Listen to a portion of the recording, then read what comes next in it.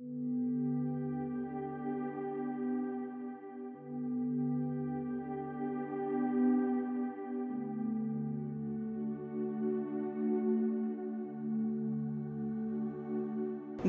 दिल पाकिस्तान, दिल दिल पाकिस्तान, हो पाकिस्तान. वही जोन को भी लता नशी नो मड़ बशम और मर को द खफगान शम नो मड़ बशम और पजवन के खुमिया अल्लाह तस्तर की रिज़क को द खान शम नो मड़ बशम. मैं तेरा शहर छोड़ जाऊंगा, मैं तेरा शहर छोड़ जाऊंगा.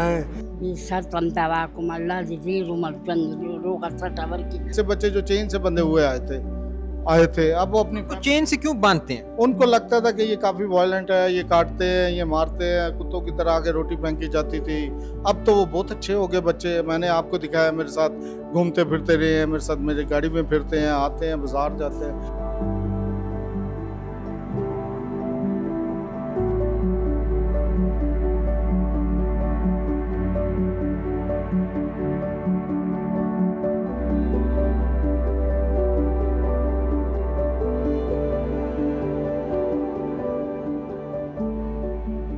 हेलो पाकिस्तान, आज़ाद डिजिटल पेशावर से मैं हूं आपके साथ ज़ाहिर महमूद. नाज़रीन, आज हम आपको लेकर आए हैं फरिश्तों के घर में. मोरिस खुर्शीद साहब जो खुद भी एक पागल खाने में पले बढ़े, उनकी परवरिश हुई, तो जब उन्होंने MBA की डिग्री की और रोज़गार कमाना शुरू किया तो उनके जहन में ये ख्याल आया कि जिस घर से उनकी खुद परवरिश हुई है वैसा ही घर दूसरे लोगों के लिए भी बनाना चाहिए. और अब पेशावर में उन्होंने एंजल्स होम के नाम से एक इदारा बनाया है जो गुज़िश्ता 4 साल से काम कर रहा है. और इस होम में उन्होंने 80 से ज़ायद 1 साल से लेके 65 साल तक के लोगों को इकट्ठा किया है जो या तो डाउन सिंड्रोम का शिकार हैं या वो किसी और मसले का शिकार है, CP का जो है वो शिकार हैं, उनको फिजियोथेरापी की ज़रूरत है, या घर वालों ने उनको जंजीरें जकड़ कर कहीं ना कहीं बांध दिया था तो इन्होंने उनको रिकवर करके यहाँ पर एंजल्स होम में लाया है.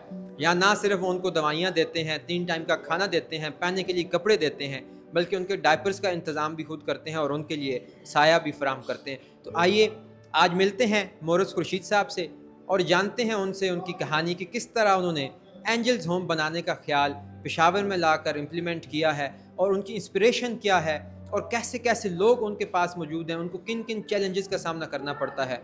आइए बात करते हैं मोरिस खुर्शीद साहब से. मोरिस खुर्शीद साहब, इतना बड़ा इदारा फरिश्तों का घर आपने पेशावर में कायम किया, खुद आपने बनाया या कोई प्राइवेट इदारा था जो आप चला रहे थे, या आपने खुद इसकी बुनियाद रखी? इसकी बुनियाद तो मैंने खुद ही रखी है. असल में 2022 में मैं जब कराची से इस्लामाबाद मूव हुआ तो मुझे ये आइडिया हुआ कि जब मैं कराची, सिंध और पंजाब में ये काम कर रहा था तो बहुत सारे लोगों के कॉल्स आती थी एडमिशन्स के लिए, और यहाँ मुझे पता चलता था कि बहुत सारे लावारिस, यतीम, औरतें बेसहारा, बूढ़े ये लोग हैं.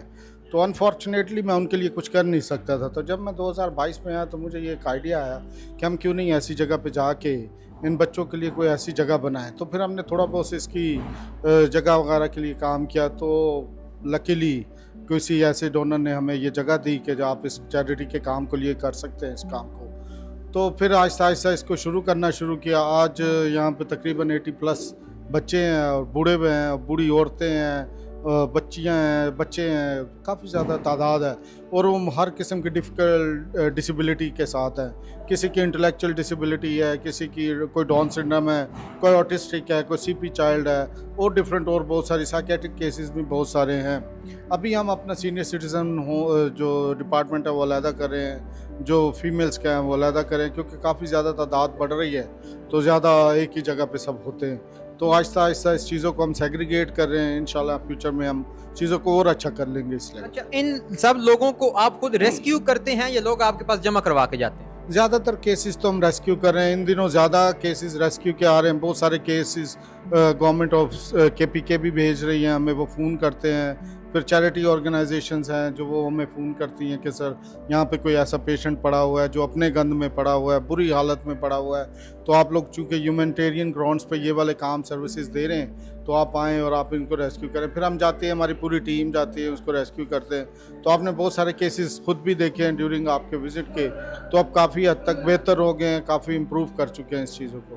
तो हमारी ये कोशिश है कि हम किसी भी ऐसे जो भी इस हालत में किसी जगह पे भी KP में पड़े हैं तो हम जाते हैं, किसी ज़रिए से भी हो हम वहाँ तक पहुँचते हैं और हम उनको लेके आते हैं। ऐसे बच्चे भी हैं जो चेन में बंधे हुए हैं, ऐसे भी हैं जो डोमेस्टिक वायलेंस का शिकार हुए हैं बच्चे, बहुत बुरे तरीके से ब्रूटली उनको मतलब उनके साथ वायलेंस किया, जिसके वो लॉस्ट हो चुके हैं। बच्चियां भी हैं ऐसे ही है, बहुत सारे बूढ़े ऐसे हैं, तो वो हम इस मीडिया पे तो नहीं दिखा सकते हैं, लेकिन वो हैं हमारे साथ ऐसे। अगर यहाँ तो हम आके देख सकते हैं कि उनको वो किस तरह आपने वो आके देखना चाहते हैं तो देखें, उनकी ट्रांसफॉर्मेशन भी देखें कि वो जब हम उनको लेके आए हैं, जिस हालत से लेके आए हैं, अब उनके अंदर क्या चेंज आया है, उनकी लाइफ कितनी बदल गई है। उनको यहाँ प्रॉपर एक शेल्टर मिला है, प्रॉपर एक साफ़ सुथरा बेड, एक साफ़ सुथरा कमरा मिला है, अच्छा फूड मिलता है, उनकी मेडिकेशंस हो रही है, उनकी काउंसलिंग थेरेपी होती है, उसके साथ साथ उनको जो एक एक्टिविटी लाइफ की होनी चाहिए उनमें एंगेज किया जाता है तो उनमें एंगेज किया जाता है। तो ये बच्चों के साथ से लेके हम बूढ़ों तक सबके साथ हम ये एक्टिविटीज़ कर रहे होते हैं। हम देखते हैं कि इसके साथ इश्यूज़ क्या हैं, हम इनके लिए क्या कर सकते हैं, तो उस तरीके से हम उनकी एक्टिविटीज़ को अरेंज करते हैं। अच्छा, बुजुर्गों को भी जंजीरों में जकड़ा हुआ आपने रेस्क्यू किया है कहीं पर, या घरों में या कहीं सड़क पर? हाँ, ऐसे बहुत सारे केसेस हैं जो अभी हमने वो किए हैं, इवन औरतों को भी। तो हम इसको मीडिया पे या कहीं ऐसे तो नहीं दिखाते हैं, लेकिन ये एक अलमिया है अभी हमारे माशरे का, हमारी सोसाइटी का, कि ये अब हो रहा है। इसलिए हमने, पहले ये तो नहीं था कि हम सीनियर सिटीज़न होम भी साथ वो करेंगे, लेकिन अब चूँकि इतने ज़्यादा हमारे पास सीनियर्स हैं जो कि इस टॉर्चर और अब्यूज़ का शिकार हैं, तो अब हम उनको सेग्रीगेट कर रहे हैं, उनके लिए भी एक प्रॉपर अरेंजमेंट सेट कर रहे हैं। और काफ़ी ज़्यादा बूढ़े हैं, हमारे सीनियर सिटीज़न सेंटर डिपार्टमेंट साथ ही शुरू हो रहा है, जल्दी हम उसको लैदा कर देंगे और उसको हम अपना वो करेंगे। अच्छा मोरिस साहब, आखिर क्या चीज़ इस बात की इंस्पिरेशन बनी कि आपने इतना बड़ा एक खैराती इदारा खोला है? एक उम्र के लोगों को संभालना बड़ा मुश्किल होता है, और आपने एक पूरी रेंज, बल्कि हर उम्र के लोगों को, मर्दों को भी, ख़वातीन को भी यहाँ पे इकट्ठा किया हुआ है। इतनी बड़ी इंस्पिरेशन, मोटिवेशन कहाँ से लिया आपने? देखिए, जब आपकी अपनी लाइफ ही किसी इस तरह की चीज़ों से गुजरी हो, एक हॉस्टल से लेके एक ऐसे इदारे को बनाने तक जहाँ पे ऐसे ही लोग रहते हों, तो फिर आपके अंदर ये ड्राइव और ये मोटिवेशंस होती है कि आप हमेशा इनके लिए कुछ ना कुछ करते रहें। और ये नहीं है कि ये सडनली आया अंदर, ये उस उम्र से आ गया जब किसी ने ऐसे, इस उम्र से किसी ने पाला बड़ा किया और वहाँ तक ले गया। और अब ये है कि अल्लाह ताला का निज़ाम है कि अब ये वापस करने का वक्त है कि हम इनके लिए कुछ करें और कुछ अच्छा कर जाएं। तो ये हमारे लिए बस ये ड्राइव है जो हमेशा ये अंदर रहती है कि कुछ करना है और ये छोड़ना नहीं है बस। और इनको एक अच्छा शेल्टर देना है, अच्छा फूड देना है, अच्छी लाइफ देनी है, क्वालिटी लाइफ देनी है। ये मकसद रहा है कि हम इनके लिए क्वालिटी लाइफ दें, इनको एक ट्रू डिग्निटी, रिस्पेक्ट और प्यार मिले माशरे में। और ये हो सकते हैं, हमारे पास बहुत सारे केसेस हैं जो रिकवर भी हुए हैं, जो अभी फैमिली में हैं दोबारा रीइंटीग्रेट हो गए, वापस भेजते हैं, वापस भी चले गए। ऐसे बच्चे जो चेन से बंधे हुए आए थे, अब वो अपनी चेन से क्यों बांधते हैं? उनको लगता था कि ये काफ़ी वायलेंट है, ये काटते हैं, ये मारते हैं, कुत्तों की तरह आगे रोटी फेंकी जाती थी। अब तो वो बहुत अच्छे हो गए बच्चे, मैंने आपको दिखाया, मेरे साथ घूमते फिरते रहे हैं, मेरे साथ मेरी गाड़ी में फिरते हैं, आते हैं, बाजार जाते हैं।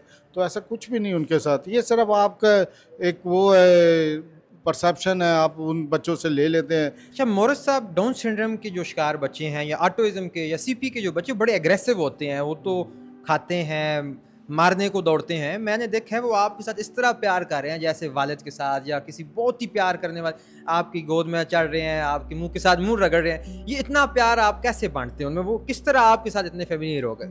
देखें, बेसिकली जो डाउन सिंड्रोम और ऑटिस्टिक जो बच्चे हैं वो तो एग्रेसिव नहीं होते, वो बड़े प्यार करने वाले बच्चे होते हैं। ADHD होते हैं, एग्रेसिव होते हैं, लेकिन वो भी आपके सामने यहाँ पे घूम रहे हैं, हमारे साथ बड़ा प्यार करते हैं। ये डिपेंड करता है आपके प्यार पे, जब आप किसी को इतना प्यार करते हो वो भी आपसे इतना ही प्यार करता है। अगर इन बच्चों में आप ये वाली चीज़ पैदा करेंगे, ये डिफरेंस पैदा करेंगे कि आपका और मेरा उनमें डिस्टेंस होगा, तो वो कभी भी इस प्यार को आपके साथ नहीं करेंगे। वो आप बिल्कुल सही कह रहे हैं कि मुझे एज अ फादर फिगर लेते हैं हमेशा। जब मैं आ जाता हूँ सुबह तो कोई आ जाता है, बाबा, कोई पापा, कोई कुछ इस तरह हर टर्म से यूज़ करते हैं। अच्छा लगता है, ख़ुद भी जो स्पेयर टाइम होता है इनके साथ बैठ के ये वक्त गुजारता हूँ और अच्छी फीलिंग्स होती हैं। ये फीलिंग्स का हमें अंदाज़ा है। मैं उम्मीद करता हूँ कि और भी लोग सोसाइटी के आएँ और इनके साथ टाइम स्पेंड करें और ताकि उनको अंदाज़ा हो कि ये कितनी बड़ी ब्लेसिंग है आपके लिए। अच्छा, 1 साल 1.5 साल के बच्चे यहाँ पर पढ़े हैं, क्या ये वो बच्चे हैं जिनको उनके माँ बाप फेंक जाते हैं? आप उनको कहाँ से लेकर आते हैं? बहुत सारे को तो हॉस्पिटल के बेड पे छोड़ते हैं या गेट पे भी छोड़ते हैं, या हमें बहुत सारे लोगों के फाइनेंशियल इश्यूज घरों में इतने हैं, 3-3 4-4 बच्चे ऐसे हैं माजूर हैं, तो वो 4 बच्चों को माजूर लोगों को संभालना है घर में जिनकी इनकम बहुत कम है, वो कैसे मैनेज करेंगे। वो रिक्वेस्ट करते हैं कि कम से कम 1-2 बच्चे आप रख लें या आप सारे रख लें। हम तो फिर उनको कहते हैं कि कुछ फैमिली की भी रिस्पॉन्सिबिलिटी है, हमारे पास तो बहुत सारे बच्चे हैं, तो फिर हम उनमें से कुछ फिगर्स हम उनके साथ 2 या 3 हम बच्चों को हम केटर करते हैं, बाकी को हम कहते हैं कि आप खुद करें, क्योंकि उनका काफ़ी बर्डन तो हम ले लेते हैं उस सेंस में। तो हम चाहते हैं कि वो भी इस तरीके से हमारे साथ ही ऐसे काम करें जैसे हम कर रहे हैं उसको। अच्छा, आपने इसका नाम रखा है एंजल्स होम, फरिश्तों का घर। हालांकि बच्चे तो सारे आपके पास खसूसी बच्चे हैं, तो फरिश्तों का घर क्यों रखा है इसका नाम? बच्चे खसूसी हों या किसी किस्म के भी हों, बच्चे फरिश्ते ही होते हैं बस। बच्चे किसी किस्म के भी हों, फरिश्ते ही हैं, ये इनोसेंट सोल्स हैं यार, इनके लिए कोई ऐसा इशू नहीं है। इनको क्या मालूम, इन बच्चों को क्या पता है अच्छा बुरा क्या होता है, तो ये एक फरिश्ते की मानिंद है बस। ये बाहर मैं देख रहा हूँ कि बड़ा अच्छा आपने लॉन बनाया हुआ है, टर्की भी घूम रही हैं, बतखें, मुर्गियाँ, ये सारा किसने बनाया? ये असल में इनकी एक कह सकते हैं आप बर्ड थेरेपी है। ये सब इनमें बड़े खुश होते हैं, दिन में सारा दिन अंदर कोई मुर्गियों को दाना डालता है, कोई टर्की को डालता है, किसी ने डक्स रखी हैं। आपने तोते नहीं देखे, काफ़ी बच्चों के लिए तोते भी पड़े हुए हैं, हर किसी ने 1-2 ने तो कबूतर भी रखे हुए हैं अपने कमरे में, वो कबूतरों से प्यार करते हैं। तो बस अगर वो इससे खुश हैं इन चीज़ों से, तो हमारे लिए यही खुशी है कि उनके लिए ये चीज़ें यहाँ पे प्रोवाइडेड है और वो अच्छी लाइफ जीते हैं यहाँ पे उनके लिए। आप खुद केयर करते हैं या और भी कुछ लोग हैं यहाँ पे रखे हुए? नहीं, मैं खुद तो ज़्यादा इन्वॉल्व हूँ, हर एक्टिविटी को हम मॉनिटर करते हैं, देखते हैं सारा कुछ, लेकिन केयर टेकर्स हैं, फिजियोथेरेपिस्ट हैं, डॉक्टर हैं, मेडिकल स्टाफ है, नर्सिस डिपार्टमेंट है जितना हमारा, फिर किचन का डिपार्टमेंट है, फिर इसी तरह स्टोर कीपर्स हैं, तो हर जगह के अपने अपने डिपार्टमेंट्स हैं। जो केयर डिपार्टमेंट है या रिहेबिलिटेशन का डिपार्टमेंट है, उसको डायरेक्टली मैं हर टाइम मॉनिटर करता हूँ कि हम इसको कैसे बेहतर और कर सकते हैं। तो हम चाहते हैं कि इनकी क्वालिटी लाइफ हो, किसी सेंस में भी हो, एक क्वालिटी लाइफ हो। आप मॉनिटर कर रहे हैं, किन चैलेंजेस का सामना यहाँ पे करना पड़ता है बहुत ज़्यादा? देखिए, सबसे बड़ा चैलेंज तो एक फाइनेंशियल चैलेंज होता है जब इस तरह के आप इंस्टीट्यूशंस को रन करते हैं, वो आपके कांस्टेंट रहते हैं और हमेशा ही रहता है। ये नहीं होता कि वो आपको ओवर द नाइट ख़त्म हो गए या आपके इस महीने कहीं ना कहीं से ग्रांट, डोनेशन या ज़कात आ जाए तो ख़त्म होते, ये रहेंगे आपके साथ। ये काम बहुत डिफ़िकल्ट है और ये मैं तो ये समझता हूँ कि अकेले हमारे लिए नहीं है। जब पूरी सोसाइटी इन्वॉल्व होती है, जब सोसाइटी के और लोग भी इसमें आते हैं, तो फिर ये काम ज़्यादा अच्छे तरीके से हम कर लेते हैं, क्योंकि वो किसी न किसी शेप में हमें हेल्प आउट करते हैं, तो हम इस काम को अच्छे तरीके से करते हैं। तो उन्हीं की वजह से है, हम अपना एक ब्रिज का रोल प्ले कर रहे होते हैं कि हम बच्चों को अच्छा सर्व करें। अनोनिमस जो भी हैं, डोनर्स हैं, फिलैंथ्रोपिस्ट हैं, ज़कात देने वाले लोग हैं, हम उनके शुक्रगुजार हैं जो इस तरह के चीज़ों में हमें हेल्प आउट करते हैं और हम बच्चों को, बूढ़ों को, औरतों को, बच्चों को एक अच्छी ज़िंदगी दे सकते हैं। हम KPK के लोगों के लिए, जो KPK की गवर्नमेंट है, उसके लिए भी बड़े शुक्रगुजार हैं। वो हमें काफ़ी हेल्पफुल है, हमारे लिए बहुत सारी चीज़ों के लिए हमारे रिसोर्सेज जनरेट करते हैं हमारे लिए, तो हम उनके लिए भी शुक्रगुजार हैं कि वो इन बच्चों का बहुत क्या ख्याल करते हैं। मैंने पूरे पाकिस्तान में काम किया, लेकिन मैंने KPK में नोटिस किया कि गवर्नमेंट काफ़ी एक्टिव है इन बच्चों के लिए, वो काफ़ी ज़्यादा सपोर्ट करते हैं इन बच्चों को। इनकी जो मेडिकल चेकअप वगैरह होते हैं वो भी ईजी होते हैं या वो भी मुश्किलात का सामना आपको करना पड़ता है उसमें भी? मेडिकल में इश्यूज हैं, हॉस्पिटल्स में काफ़ी इशू होता है। जब बच्चा किसी सीरियस कंडीशन में हम हॉस्पिटल में ले जाते हैं, तो वहाँ पे होता ये है कि वो इमरजेंसी ट्रीटमेंट देने के बाद वो बच्चे को एडमिट नहीं करते हैं। वो कहते हैं जी आप ले जाएं, ताकि ये बच्चों को पूरी वार्ड को डिस्टर्ब करता है ये। तो अभी हम इन हाउस जो अपना एक पूरा क्लिनिक डेवलप कर रहे हैं 3 बेड्स का, तो वो ऑलमोस्ट एंड पे होने वाला है, तो वो भी जल्द हो जाएगा शुरू। तो फिर हमारा ये चैलेंज ख़त्म हो जाएगा, तो हमारा एक प्रोफेशनल मेडिकल स्टाफ है जो इसको पूरा मैनेज कर लेगा उसको। अच्छा, एक सवाल मैं थोड़ा सा आउट ऑफ बॉक्स जाके करना चाहता हूँ। अमूमी तौर पे लोग ये समझते हैं कि ये तो इन्होंने एक अपने रोज़गार का सिलसिला बना लिया, नाउज़ुबिल्लाह, क्योंकि ये काम तो बच्चों के साथ जब तक आप अटैच नहीं होंगे, ऐसे लोगों को तो 24 घंटे केयर चाहिए। तो आप जो है वो आखिर क्या ऐसा जज्बा है, क्या ऐसा पोटेंशियल था आपके अंदर, या क्या ऐसी आपकी डेडिकेशन है कि इन बच्चों के साथ इतने अटैच हुए, इनकी खातिर कुछ करना चाहा, और इवन फाइनेंशियल इश्यूज़ का सामना करने के बावजूद अभी तक आपके हौसले हिम्मत नहीं आ रहे? इतना बड़ा इदारा जो है वो आप किसी न किसी तरह उसको चला ही रहे हैं, रन कर रहे हैं। क्या वो आखिर वो क्या चीज़ है? एक बात तो मैं ये कहूँ कि मैं हिम्मत नहीं हारता। दूसरी बात मैं ये कहूँ, अल्लाह ताला ने पूरी दुनिया में सबको जॉब दी होगी, मुझे मकसद दिया। ठीक, अल्लाह ताला ने पूरी दुनिया में सबको जॉब दी है, मुझे मकसद दिया है। तो जब आपका मकसद इस तरह का होता है ना, फिर आप थकते नहीं हैं, हारते नहीं हैं। चैलेंजेस हैं, बहुत ज़्यादा चैलेंजेस होते हैं। आपको एक ही चीज़ दिखती है कि मैंने इनके लिए काम करना है और ये करते रहना है और ये छोड़ना नहीं, और ये मैं करता रहूँगा। ये मेरी ज़िंदगी का मकसद है, क्योंकि मेरी ज़िंदगी यहाँ से शुरू हुई। अभी तो काम शुरू है यार, अभी तो इस काम को ख़त्म करना भी नहीं है, इसको बढ़ाना है और एक उस लेवल पे लेके जाना है कि पाकिस्तान में लोग ये कहें कि ये लोग और भी मुस्तहिक हैं अच्छी लाइफ के। एक स्टैंडर्ड सेट करना है इनकी लाइफ के लिए कि ये पागल नहीं है, ये वो नहीं है जो टर्म्स इनके लिए यूज़ होती है। ये true love, true dignity, true respect को डिज़र्व करते हैं। इसके अलावा आप कोई रोज़गार और भी करते हैं या सारा टाइम यहीं पे आप? मेरी फुल टाइम एक्टिविटी ये है, ये आप इनको छोड़ के जा नहीं सकते। आपके हमारा अच्छा खासा स्टाफ है, हमारे एक इतने ज़्यादा नंबर ऑफ चिल्ड्रंस हैं, लोग हैं, ये सारा कुछ है। और भी हर टाइम एडमिशन्स रहते हैं, फिर पूरे KPK से कॉल्स आ रही होती हैं, जब हम रेस्क्यू करने जाते हैं उनको भी देखते हैं। तो आप इसके साथ कुछ और काम नहीं कर सकते हैं, आपको पूरा 24/7 इसमें एंगेज रहना पड़ता है। आपने कौन सी डिग्री की, पहले कोई जॉब की या किस लेवल तक जॉब कर चुके हैं? मेरा जो लाइफ एक्सपीरियंस है बेसिकली तो मैंने MBA किया हुआ है, लेकिन मैंने सिंध में काफ़ी इस तरह के इदारों को डेवलप किया है और मेरी लाइफ एक्सपीरियंस यही है काम का।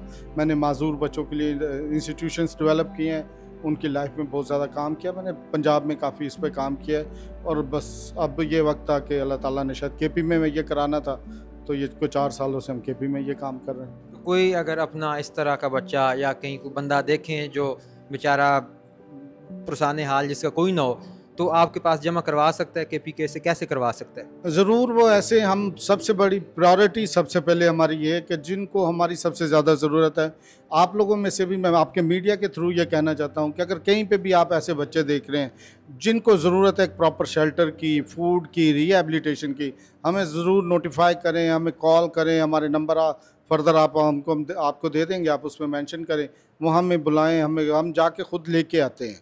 और अगर वाकई लोग घरों में इनको नहीं मैनेज कर सकते, उनको नहीं समझ आती, तो भी हमें वो बुलाएं और हम उन बच्चों को भी संभाल सकते हैं। जो डिज़र्विंग लोग हैं, बूढ़े हैं, औरतें हैं, बच्चियां हैं, बच्चे हैं, किसी एज में भी हैं, हम उनको अपने यहाँ पे अकोमोडेट करते हैं, एक प्रॉपर उनकी केयर करते हैं, शेल्टर प्रोवाइड करते हैं, रिहेबिलिटेशन करते हैं, स्कूल एक्टिविटीज़ करते हैं, गार्डन एक्टिविटीज़ हैं, स्पोर्ट्स एक्टिविटीज़ हैं, बहुत चीज़ों में हम इनको एंगेज करते हैं। वही जोन को भी लताना शी नो मड़ बशम और मर को द खफगाना शम नो मड़ बशम और पजवन के खुमियो अल्लाह तस्तर की रिज़क को द खाना शम नो मड़ बशम। इसका मतलब क्या है?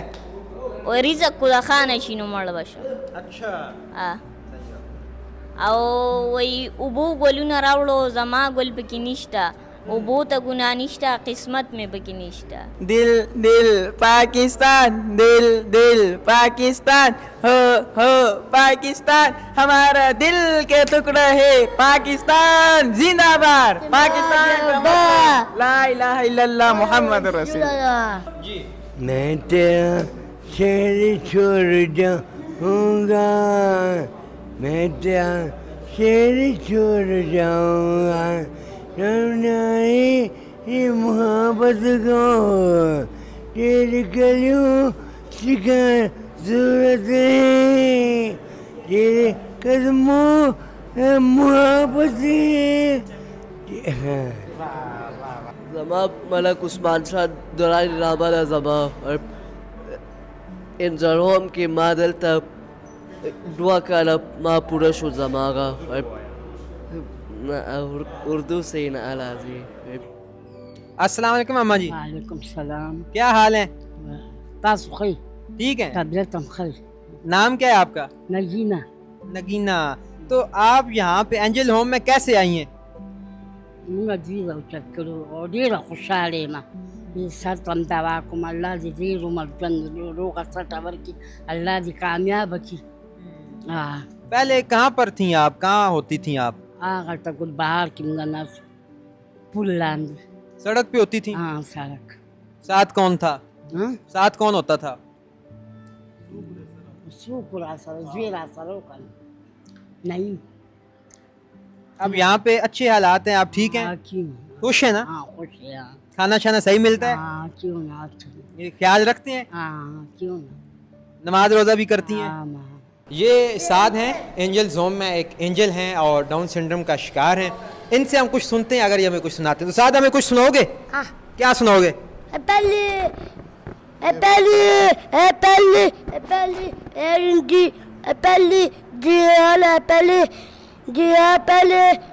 मुझे भाई क्या बात है, बहुत शुक्रिया, थैंक यू। मूसा भाई भी एप्पल। अच्छा, मूसा भाई भी एप्पल है। तो नाज़रीन, यहाँ पर बहुत सारे ऐसे केसेस हैं जिनमें कुछ को माइल्ड अटैक्स हैं, कुछ को जो है वो बहुत ज़्यादा शदीद किस्म का उनका हो जाता है केस। तो वो बेचारे ना बातचीत कर सकते हैं, ना वो अपना एक्सप्रेशन दे सकते हैं। तो साद की तरह यहाँ पे 4-5 बच्चे हैं जो डाउन सिंड्रोम का शिकार हैं, और मोरिस खुर्शीद साहब जो है इनकी केयर करते हैं सुबह शाम, इनको अपने बच्चों की तरह इनका ख्याल रखते हैं, इनके खाने पीने का ख्याल रखते हैं, इनकी सफाई सुथराई का ख्याल रखते हैं। तो इस तरह आपने देखा कि 80 से ज़ायद जो लोग हैं, मुख्तलिफ़ उम्र के बच्चे भी, ख़ातीन भी, बूढ़े भी, और हर मकतबा फ़िक्र से ताल्लुक़ रखने वाले, मुख्तलिफ़ शहरों से ताल्लुक़ रखने वाले जो लोग हैं, वो इस एंजल्स होम में मोरिस खुर्शीद साहब के पास जो है वो रहते हैं, और ये उनकी तमाम तर ज़रूरियात का ख्याल रखते हैं। तो इस तरह ये नेकी का जज्बा जो है वो लोगों तक पहुंचा रहे हैं। मुझे उम्मीद है कि आपको भी ये वीडियो पसंद आई होगी, और आप में भी लोगों के साथ जो नेकी का जज्बा है वो करने का दिल किया होगा। इसके साथ ही मुझे दीजिए इजाज़त, देखते रहिए आज़ाद डिजिटल। खुदा हाफिज़।